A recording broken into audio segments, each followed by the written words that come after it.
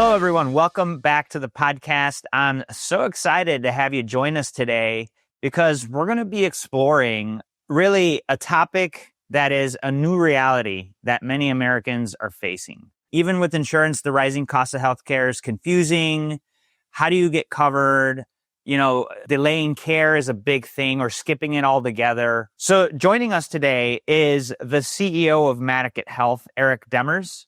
They conducted a national survey that reveals just how widespread this problem is and what it means for the future of healthcare access, but also what they're doing about it. So, Eric, such a pleasure to have you on the podcast. It's really been a while, so glad to have you back. Great to be here, Saul. Always good to be on the podcast with you, catching up on current issues of the day. Yeah, and look, whenever I have questions about data in healthcare, I just think Eric Demers, I think Madaket Health. And so with that said, I want to ask you, why did you commission this survey? Yeah, so we did this survey. Well, let me back up for a second. We're in the business of provider data, and we speak to providers and payers all day, every day, right? So we have a really good grasp on the understanding that there's a real data issue in America, right? It's a real provider data issue in America. But what does that mean for patients, the everyday person? We're so focused on talking to the people who pay and provide for the care, the insurance and the providers, but everything they do is about, treating care for their patients, having their patients and members access their care. And we know from the work that we do that there's a disconnect between patients being able to get the care where they need to and want to receive care. And what does that mean from a cost perspective? So ultimately, we did this survey to see what type of feedback we get from the industry, being the patients and the everyday consumer. Do they have the access to the care that they need? Or are they delaying or avoiding going for care because they can't find the providers or the care they need that's covered in their local community or by their plan? Ultimately, it was trying to connect the two sides of this conversation. Love that. Yeah, no. And with these types of surveys, sometimes you get the results and you're like, oh yeah, confirms what I thought. But sometimes you get surprises. And for you, Eric, what would you say surprised you the most about the results? So some of the results weren't surprising because we see the data and we know that, roughly half of all the provider data is inaccurate. So the fact that half of Americans are putting off care because of that was a bit surprising, though, right? Roughly 47% we received from the survey said that they were delaying care because they can't find an in-network provider. And what was even more surprising to some degree was that the millennials were an even higher proportion there, where it's roughly 78% of millennials would delay care or choose to find another way, whether it be a digital approach or try something new or different, pay for it themselves or do-it-yourself model. Because the non-surprising part there is that millennials are more likely to not want to wait for the system to figure itself out, but they'll take action and do something on their own. Right. So that part, kind of jive with thinking about the industry, but the sheer numbers of Americans who are willing or are delaying access to care because they can't find a provider who's actually in their network in their local area, or if they do find a provider and find out that the cost because they're on a network is too much for them to pay because it's a percentage of a cost or charge that's too much for them, that they will also delay that care. So that's an impact on everyday Americans and the quality of their health. Yeah, it's the reality for a lot of us out here that these numbers are the fact. And folks, Eric's pointing to a big problem, and that's the data. Eric, I want to sidebar with you for a second. Why is the data so bad? It's so the data is bad. Banking does a great job. Why can't? So there's no national standard on how you manage provider data. There's no standard on how you exchange provider data. We tackled those issues on the patient side decades ago, right? With electronic medical records and EHRs and and all the digital solutions we put out there to try and really help progress, importantly, the patient side of care. But what we haven't done is bring that to the provider side of data, right? And ultimately, in the old days, most reimbursement, and a lot of this falls reimbursement, was fee for service, right? So while it was important to understand where your provider worked and which provider group or facility or healthcare organization they were affiliated with, ultimately, as long as they were a credentialed and eligible provider and submitted a claim, that claim would get paid because it was a percentage charge. It didn't really matter where they were. But in today's world, more than 50% of our healthcare in the United States is conducted on a value-based care, risk-sharing model. All of your Medicaid, Medicare, all that stuff, right? A lot of other insurance plans. Well, now we're into a plan where it's important to understand, how you enter the system. Do you have a primary care provider? Are the providers that you have ability to go receive care with, are they in your network so they're covered, or are they out of network because they're not part of your plan, but they would pay a percent of whatever the charge is, right? So it makes it harder for the everyday American to get access to maybe the care that they want or need in the right time or place. And even when they do find a provider, we go onto our payer website, we search, find a doc, we find whoever we're looking for, we try to make an appointment, and you call that doctor office and they say, oh, tell me who your insurance plan is. And you give it to them, they go, oh, we're not in network, or we don't accept that insurance, or we don't accept that plan for that insurance. And then you get frustrated because the payer website says it does, but that's not accurate. And this is what comes back to the systemic problem, is that the provider data isn't being sent to the payer in a timely fashion. And if it is, the payers can't digest the many, many different ways that the data comes in and get into a standardized set of information that they can use every day to update their system. And because the two are so out of sync, the data on both sides doesn't match. So what the payer would have in their database for the providers that work at a particular practice or location more than likely doesn't mirror who actually is working at that location. And this then causes the disconnect.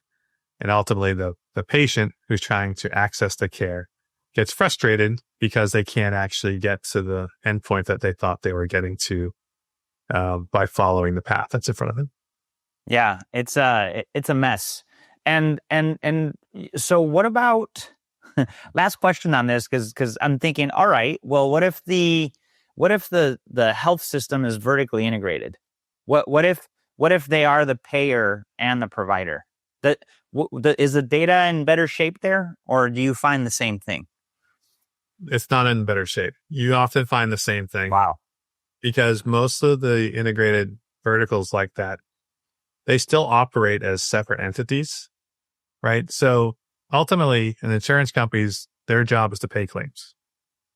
It's not to really manage all the other things around care in the way that we do today. They weren't built that way. They're trying to flex and be able to manage all those other things, which is why I believe more things are getting pushed back to the provider side of the house, because they're more adept at managing some of those patient-facing requirements. But even within a vertically integrated system, you would think it would make most sense for them to be able to share the data because it's under one umbrella. Yeah, you would. Yeah, but they have the same systemic issues. Think of it this way: if we're in a large health system, they're probably running a lot of really large systems. You have a large medical record system, like an Epic or a Cerner, as an example, right? Yeah. You have your revenue cycle management tools, which might be the same. They might be a different system. You have your human resources tools to understand who actually works there and track everything. On the provider or the clinician side, you likely have a credentialing platform to help make sure they're eligible to participate, and they're actually credentialed to work there and all that stuff. All of those systems have provider data and locations and information is loaded into them. And I can guarantee you that none of them match. None of them are synced. And there's no hierarchy, like source of truth, overarching directory that feeds from those systems. So if you are a clinician and a patient is in front of you, who's selecting that doctor? Are they selecting the right doctor at the right location for what service is being done? Because they could be in that system 10 times. Yeah. Right. So it could be confusing. And then does that match what's going on, the claim that's being sent to the payer? And then does that match who credentialing says is eligible to participate? And are they even sending that information to the payer? So if you think of it that way, it's hard. And then you get to the payer side and they're getting updates and reports, flat files, fax, emails, and it makes it hard for them to get that eligibility into their side. Even if they are delegated, meaning like the health system is responsible for sending the eligible providers over to the payer and they're supposed to, and then add it to their system, those lists are still wrong on the provider side. So there's a data cleanse issue, there's a data accuracy issue, there's a data sync issue. And that's the area that we are focused on as an industry, helping solve. But we're really just trying to drill in and identify the problem. And then just by getting your data, it sounds simple. It's not. If I was to say, let's get your provider data who represents who is actually eligible to be here over to the payers so they fix their side so it matches, and then we keep them in sync, that resolves so many issues, underlying issues for access to care, reduces denials, increases payments, increases quality of care because the patient's on the track where they're supposed to be. There's so many benefits that just by fixing your data that we end up fighting administratively on the back end. Why didn't I get paid appropriately? Why are they clawbacking money? Why didn't all the 10,000 patients that I'm responsible for value-based care in my network, only a couple thousand come through the door? Why they go somewhere else, right? Those questions are, a lot of them are tied back to this one issue. Yeah, that's fantastic, Eric. I really appreciate the context, and so getting back to the survey. I mean, it all comes down to the data. It's clear. What would you say needs to change first so that we could fix this? Well, the first thing they need to do is recognize that there's an issue, and if for the longest time there hasn't been real recognition that the issue is big enough to actually focus on changing or improving it. The government a few years ago implemented some regulations on the CMS side. The No Surprises Act was implemented, but didn't have any teeth because you really weren't penalizing anyone for not being compliant. They keep delaying those penalties, and that has highlighted the issue. But I feel as though now with the value-based care structures being so much more prevalent in risk sharing with entities and just the cost pressures, right? It's so much harder. You have to be so much more efficient as a health system in order to stay and profitable, if you can be profitable. And there's so many managing these reimbursement models with payers has become more complex. So the data has become super important. And so this is an area where I think going forward, there's much more recognition in the industry that it has become a problem. And even nationally, CMS is talking about how it's a problem, but no one has brought forth a lot of solutions yet to resolve the problem. And most of the reason is a lot of people don't have access to good data. There's a lot of provider data in the industry, but it's so old and inaccurate, and it keeps getting cycled back into the system that they may think that way. Hey, look, we went out and asked to try and get better data and solve this issue. Ultimately, all we got was more of the same.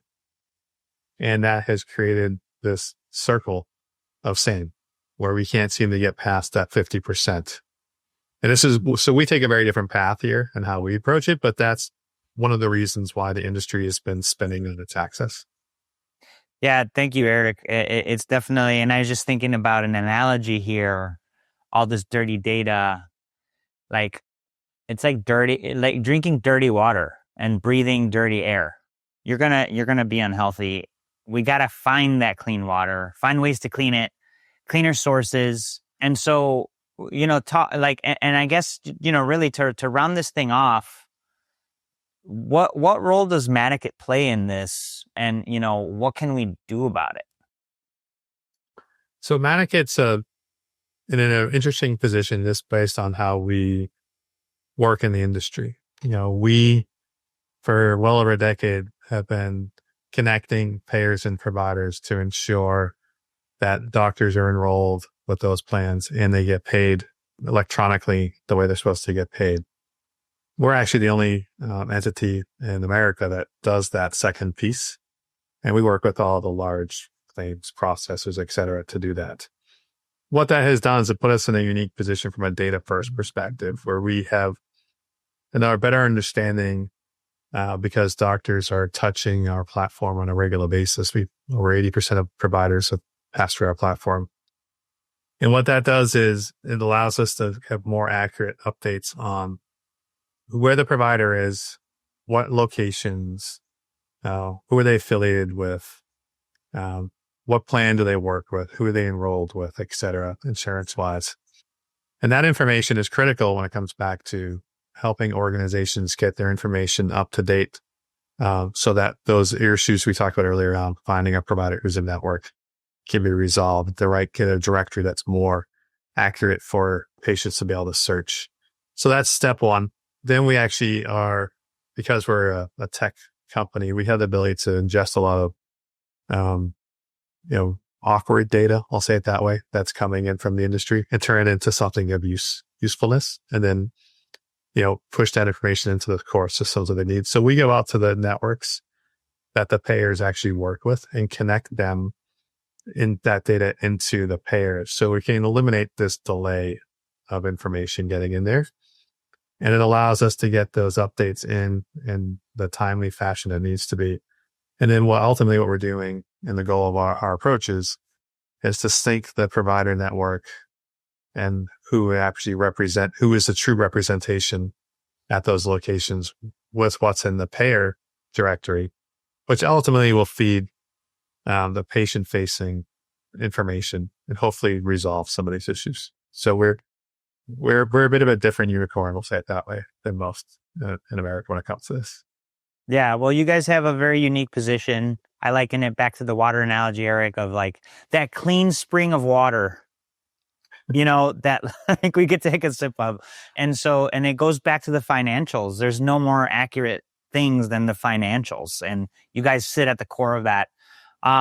Look, this has been awesome. Folks, for everybody tuning in, we'll make sure to put all of the links to get in touch with Eric, his company, Madaket Health, as well as the survey, which we're literally touching tip of the iceberg here. Take a look at that. It's a big problem in our industry. It's got to get solved. The industry is moving more to value-based care. This is the way that you're able to do it sustainably and at scale.